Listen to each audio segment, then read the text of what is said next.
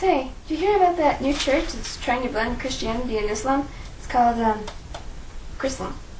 Like the short name? No, that's Chrislam. Well, that's kind of cool. Are you kidding? That's like mixing oil and water. What do you mean? I mean, sure they have their differences, but don't they serve the same God? Not really. I mean, Allah is distant and impersonal. He doesn't love sinners and is capable of doing both good and evil, while the God of the Bible is loving and wants us to know Him. He considers everyone who worships Him to be His child.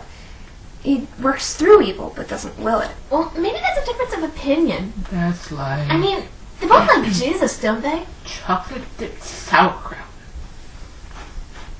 What? Nothing. Muslims respect Jesus, but they don't worship Him. They think of Him as a teacher or a great prophet. But for Christians, Jesus wasn't just another teacher or prophet. He was the Son of God. That's a pretty big difference, and that's not even bringing the cross into it. It's like dipping cookies in pickle juice. What do you mean? Muslims find the idea of Jesus dying on the cross repulsive. They think it means He failed. They say He didn't die on the cross, He just swooned. Or maybe it wasn't Him on the cross in the first place. But for Christians, Jesus' death on the cross and resurrection is the centerpiece of their faith. His death is the reason they know they can go to heaven. Well, how do Muslims get to heaven? Well, they can't know for sure. They observe the 5 pillars of faith, eat the right foods, and hope that, in the end, they've done enough to please Allah. But they can't know until then.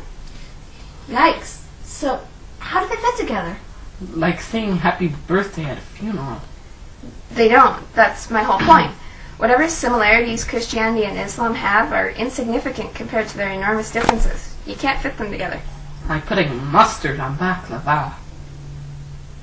Yeah, okay. And trying to make them fit together only waters down the truth. Which is what?